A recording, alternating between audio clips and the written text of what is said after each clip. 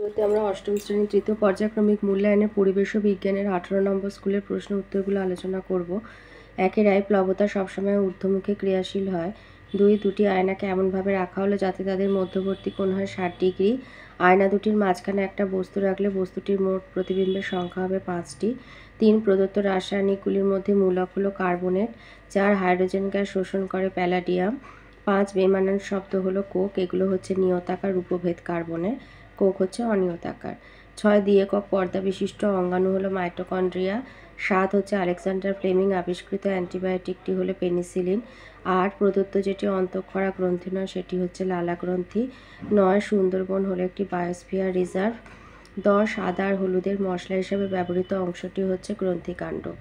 2 আছে আয়তে সত্য বা মিথ্যা লেখো। স্পর্শতলের ক্ষেত্রফল বেশি হলে ঘর্ষণ বল বৃদ্ধি পায়।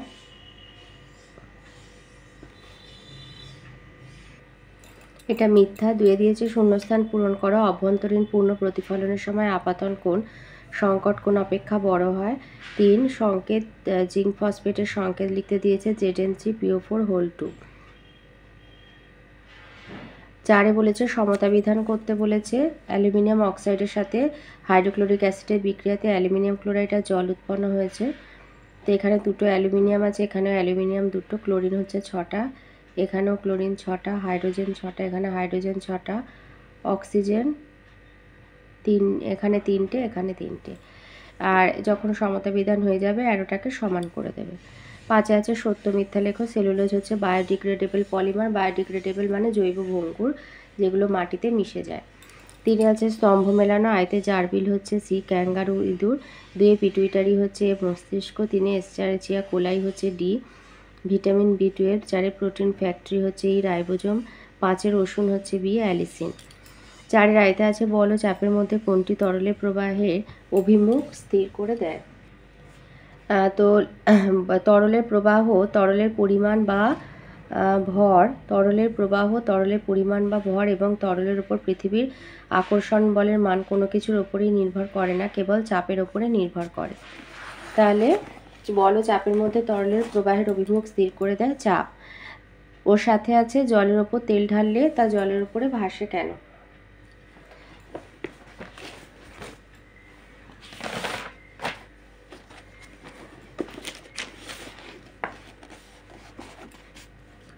জলের ঘনত্ব বেশি, সর্ষের তেলের ঘনত্ব কম।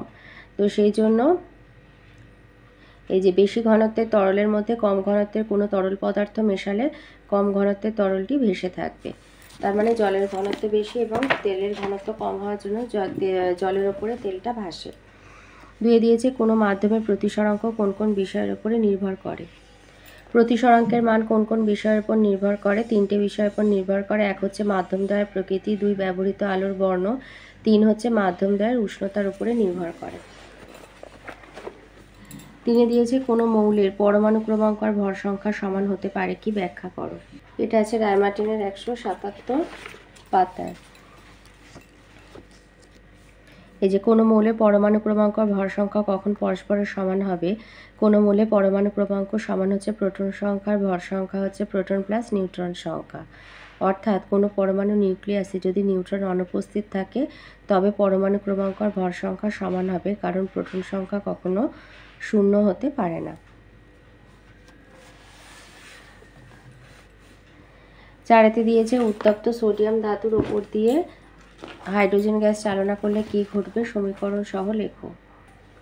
উত্তপ্ত সোডিয়াম ধাতুর ওপর দিয়ে হাইড্রোজেন গ্যাস চালনা করলে ধাতব হাইড্রাইড উৎপন্ন হয়।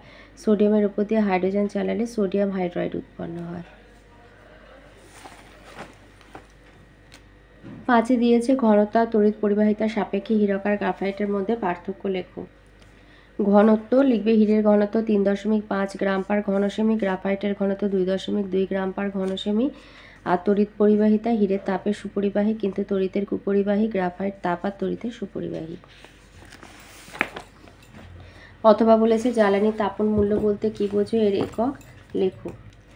লিখবে যে কোনো জ্বালানির 1 কেজি সম্পূর্ণ দহনের ফলে যে পরিমাণ তাপ উৎপন্ন হয় তাকে ওই জ্বালানি তাপন মূল্য বা ক্যালোরি মূল্য বলা হয়ে থাকে। একে কিলো ক্যালোরি পার কেজি এককে প্রকাশ করা হয়। 6 দিয়েছে খুব শুকনো গরম পরিবেশে ক্যাকটাস কিভাবে নিজেকে কিভাবে মানিয়ে নেয়। এটা আছে 189 পৃষ্ঠায়।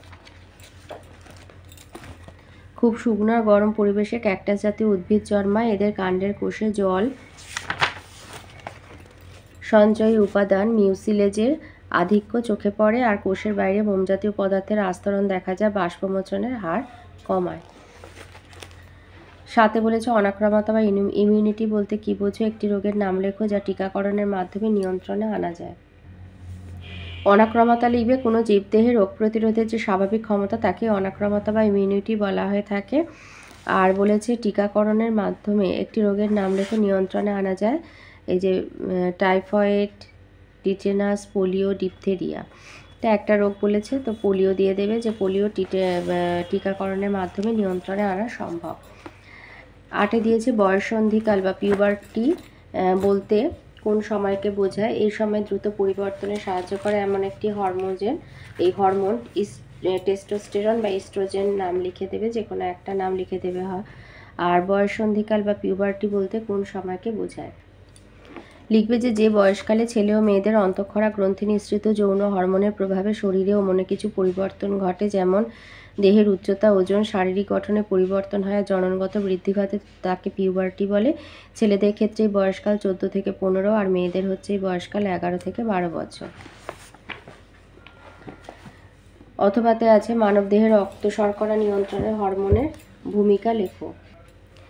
আচ্ছা, ইনসুলিন মানে মানুষের দেহে শর্করা নিয়ন্ত্রণ করে ইনসুলিন। অগ্নাশয় গ্রন্থি ঘড়িতে এই হরমোন রক্তের সাহায্যে গ্লুকোজকে কোষে ঢুকতে সাহায্য করে, গ্লুকোজের ভাঙন ঘটিয়ে শক্তি উৎপাদনে সাহায্য করে। আবার গ্লুকোজকে যকৃতার পেশিতে গ্লাইকোজেন রূপে সঞ্চয় করে রাখতে সাহায্য করে। আবার কখনো কখনো প্রোটিন, ফ্যাট থেকে গ্লুকোজ উৎপাদনে বাধা দেয়, ফলে রক্তে গ্লুকোজের মাত্রা ঠিক থাকে, ডায়াবেটিস রোগের সম্ভাবনা কমে। 9 দিয়েছে উত্তরবঙ্গে একশৃঙ্গ গন্ডারের অস্তিত্ব বিপন্ন হওয়ার কারণ কি, এটা আছে বইয়ের 250 পাতায়। লিখবে গন্ডারের বসবাস উপযোগী জঙ্গল এবং জলার তৃণভূমি আয়তনে ক্রমশ সংকুচিত হয়ে আসতে থাকায় ও মানুষের বসতি গড়ে উঠতে থাকায় উত্তরবঙ্গের বনভূমিতে থাকা একশৃঙ্গ গন্ডারের অস্তিত্ব বিপন্ন হয়ে উঠেছে। আর ওর সাথে আছে কেল্প কি, এটা আছে বইয়ের 255 পাতায়। লিখবে কেল্প হচ্ছে এক খুব বড় ধরনের সামুদ্রিক শ্যাওলা যারা সমুদ্রের অগভীর অংশে জন্মায়। 10 দিয়েছে বাঁশের একটি প্রজাতির নাম লেখো, এটা আছে 280 পাতায়। বাঁশের একটি প্রজাতির বিজ্ঞানসম্মত নাম হচ্ছে এই যে মেলোকানা ব্যাম্বুসয়েডেস, এই নামটা দেবে। আর বলেছে মাস ফ্লাওয়ারিং কি, মাস ফ্লাওয়ারিং হচ্ছে বাঁশ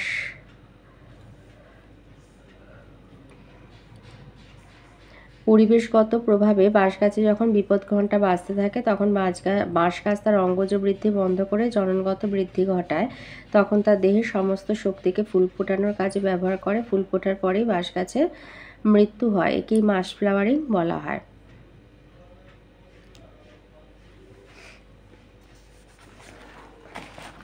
পাঁচের আয়তে বলেছে একটি গামলায় রাখা জলের ভর হচ্ছে 5 কেজি আর মেঝের ক্ষেত্রফল 7 মিটার স্কোয়ার, তাহলে গামলার মেঝেতে দেওয়া জলের চাপ কত? পৃথিবীর অভিকর্ষজ ত্বরণের মান 9.8 মিটার পার সেকেন্ড স্কোয়ার। তাহলে লিখবে গামলার জলের ভর হচ্ছে 5 কেজি, তাহলে গামলার জলের ওজন হচ্ছে 5 গুণিতক 9.8 নিউটন, মানে 49 নিউটন। আর গামলার মেঝের ক্ষেত্রফল হচ্ছে 7 মিটার স্কোয়ার বা বর্গমিটার, তাহলে চাপ সমান বল বাই ক্ষেত্রফল, তাহলে বল হচ্ছে ওজনটাই হলো বল, 49/7 মানে 7 নিউটন বর্গমিটার বা নিউটন মিটার স্কোয়ার। 2 আছে অভ্যন্তরীণ পূর্ণ প্রতিফলনের শর্তগুলো কি কি, আর পেরিস্কোপে কয়টি দর্পণ ব্যবহার করা হয়? পেরিস্কোপে দুইটি দর্পণ ব্যবহার করা হয়। অভ্যন্তরীণ পূর্ণ প্রতিফলনের শর্ত হচ্ছে দুটো, এক হচ্ছে আলোকরশ্মিকা অবশ্যই ঘন মাধ্যম থেকে লঘু মাধ্যমের দিকে এসে দুই মাধ্যমের বিভেদ তলে আপতিত হতে হবে, আর 2 হচ্ছে নির্দিষ্ট বর্ণের আলোর ক্ষেত্রে ঘন মাধ্যমে আপাতন কোণের মান মাধ্যমদ্বয়ের সংকট কোণ অপেক্ষা বেশি হতে হবে।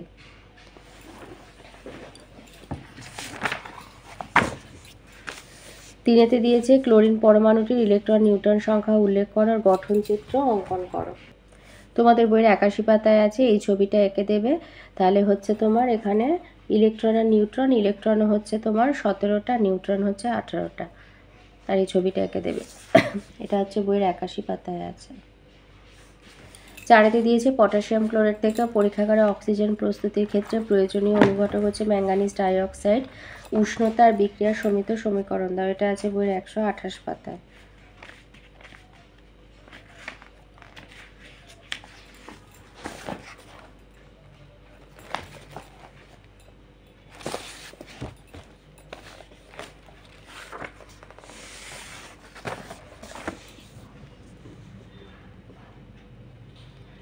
বলেছে প্রয়োজনীয় অনুঘটক উষ্ণতার বিক্রিয়ার সমিত সমীকরণ।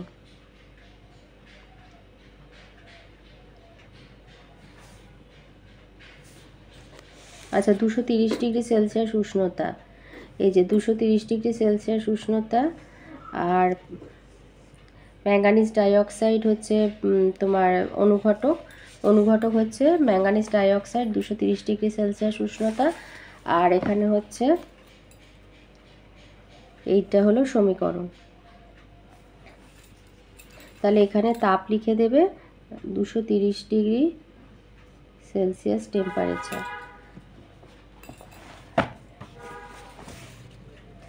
অথবাতে বলেছে আম্লিক, ক্ষারীয় আর উভধর্মী অক্সাইড বলতে কি বোঝায়, উদাহরণ সহ লেখো। রায়মার্টিন থেকে বলে দিচ্ছি, সংজ্ঞার উদাহরণ ভালো আছে বলে। তাহলে প্রথমে আছে আম্লিক অক্সাইড, লিখবে যে অধাতুর সঙ্গে অক্সিজেনের বিক্রিয়া যে অক্সাইড উৎপন্ন হয় তাকে আম্লিক অক্সাইড বলে। এই অক্সাইডগুলি জলে দ্রবীভূত হয়ে অ্যাসিড উৎপন্ন করে, যেমন কার্বন ডাইঅক্সাইড, সালফার ডাইঅক্সাইড। এরপরে আছে ক্ষারকীয় অক্সাইড, ধাতুর সঙ্গে অক্সিজেনের বিক্রিয়া যে অক্সাইড উৎপন্ন হয় তাকে ক্ষারকীয় অক্সাইড বলা হয়ে থাকে। এই অক্সাইডগুলি জলে দ্রবীভূত হয়ে ক্ষার উৎপন্ন করে, যেমন সোডিয়াম অক্সাইড, পটাশিয়াম অক্সাইড। আর আছে উভধর্মী অক্সাইড, লিখবে যেসব অক্সাইড অ্যাসিড ও ক্ষার উভয়ের সঙ্গে বিক্রিয়া করে লবণ ও জল উৎপন্ন করে তাকে উভধর্মী অক্সাইড বলে, যেমন জিঙ্ক অক্সাইড, অ্যালুমিনিয়াম অক্সাইড।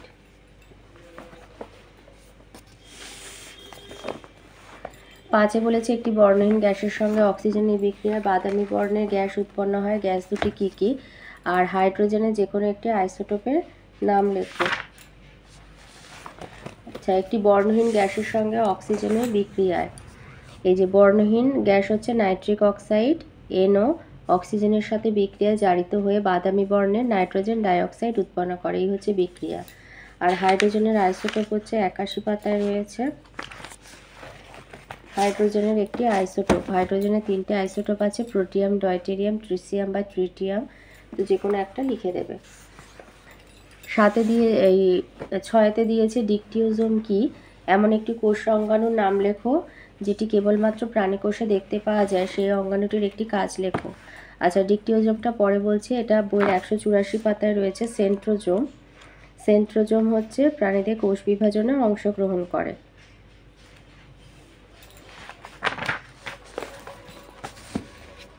এই যে সেন্ট্রোজোম, এরা পর্দাবিহীন প্রাণীকোষের কোষ বিভাজনে এই অঙ্গাণু অংশগ্রহণ করে।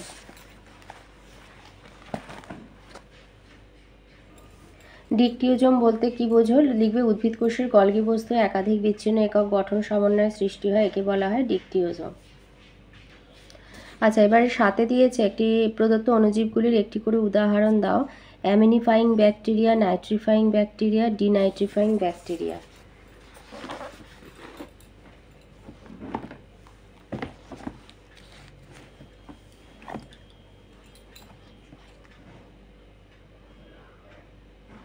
আচ্ছা, নাইট্রিফাইং ব্যাকটেরিয়া হচ্ছে এই যে নাইট্রোব্যাক্টর, নাইট্রোসোমোনাস। আর ডিনাইট্রিফাইং ব্যাকটেরিয়া হচ্ছে সিউডোসোমোনাস, থায়োব্যাসিলাস। আচ্ছা, ডিনাইট্রিফাইং ব্যাকটেরিয়া হচ্ছে থায়োব্যাসিলাস, সিউডোসোমোনাস। নাইট্রিফাইং ব্যাকটেরিয়া হচ্ছে নাইট্রোব্যাক্টর, নাইট্রোসোমোনাস। আর অ্যামিনিফাইং ব্যাকটেরিয়া হচ্ছে ব্যাসিলাস মাইকয়েটিস, এই যে অ্যামিনিফাইং ব্যাকটেরিয়া ব্যাসিলাস মাইকয়েটিস। 8-এ দিয়েছে থাইরয়েড স্টিমুলেটিং হরমোন কোন গ্রন্থি থেকে ক্ষরিত হয়, পিটুইটারির অগ্রখণ্ড থেকে। আর বলেছে অগ্নাশয়কে মিশ্র গ্রন্থি কেন বলা হয়। লিখবে অগ্নাশয় গ্রন্থি মিশ্র গ্রন্থি। এই গ্রন্থির মধ্যে অন্তঃক্ষরা আর বহিঃক্ষরা দুই ধরনের গ্রন্থিকোষ থাকে। মানুষের পাকস্থলীর নিচে ক্ষুদ্রান্তের ডিওডিনামের ইউ আকৃতির বাঁক থেকে প্লীহা পর্যন্ত থাকে অগ্নাশয় গ্রন্থি। এই গ্রন্থির নালিকাবিহীন কোষ থেকে ক্ষরিত হয় ইনসুলিন আর গ্লুকাগন নামক হরমোন, আর নালিকাযুক্ত কোষ থেকে বের হয় উৎসেচক যা খাবারকে ভাঙতে সাহায্য করে। তো সেই জন্য অগ্নাশয়কে মিশ্র গ্রন্থি বলা হয়। অথবাতে আছে পরিকল্পিত 10টি কেন্দ্রীয় জীবন কুশলতার মধ্যে যে কোনো 3টি সম্বন্ধে সংক্ষেপে আলোচনা করো। তো এখানে 3টে সম্পর্কে আলোচনা করতে বলেছে। তো আত্মসচেতনতা, নিজের ভালো লাগা খারাপ লাগা থেকে শুরু করে আবেগ অনুভূতিগুলিকে চিনে তার নিয়ন্ত্রণে পারদর্শী হয়ে ওঠা। 2 বিশ্লেষণধর্মী চিন্তা, জীবনের নানা সমস্যার মুখোমুখি হয়ে চিন্তা ভাবনা করে সমস্যার মোকাবিলা করা। 3 সিদ্ধান্ত নেওয়া, এলোমেলো চিন্তাগুলিকে সুবিন্যস্ত করে ঠিক সিদ্ধান্তে পৌঁছানো। 9তে দিয়েছে র্যাটেল সাপের 3টি বৈশিষ্ট্য লেখো। এটা আছে বইয়ে 265 পাতায়। লিখবে মরুভূমির সবচেয়ে বিষাক্ত সাপ হচ্ছে র্যাটেল সাপ। এদের লেজের কাছে ফাঁপা ঝুমুরের মতো ঝুমঝুমি বা র্যাটেল দেখা যায়। 2 হচ্ছে খুব ভালো সাঁতার কাটতে পারে। 3 যত বয়স হয় তত এদের ঝুমঝুমি বা র্যাটেলটা লম্বা হয়। এছাড়া আছে এদের শরীরে ঠান্ডা রক্ত থাকে, শরীরে শুকনো আঁশ রয়েছে, এদের জিভ খুব সক্রিয় হয়, 2টো ফাঁপা বিষ দাঁত রয়েছে। এরা মাংসাশী প্রাণী, রাতের বেলা বের হয়, শিকারের উপর বিষ ঢেলে দেয়, মাংস নরম হয়ে যায়, তারপরে খায়। এদের শত্রু হচ্ছে ঈগল। 10এ দিয়েছে নয়নতারা 2টি ঔষধি গুণ লেখো। এটা আছে 292 পাতাতে। বলেছে 2টো ঔষধি গুণ লিখতে বলেছে। তো এখানে 5টা আছে। লিখবে 1 হচ্ছে নয়নতারা পাতা বহুমূত্র রোগের একটি ভালো ওষুধ। 2 হচ্ছে মূত্র বৃদ্ধিকারক, আমাশয় প্রতিরোধক, রক্তক্ষরণ প্রতিরোধক গুণ আছে নয়নতারা। আর দিয়েছে বেলে থাকা 2টি পদার্থ যারা কোষ্ঠকাঠিন্য অব্যর্থ ওষুধ, মিউসিলেজ আর পেকটিন।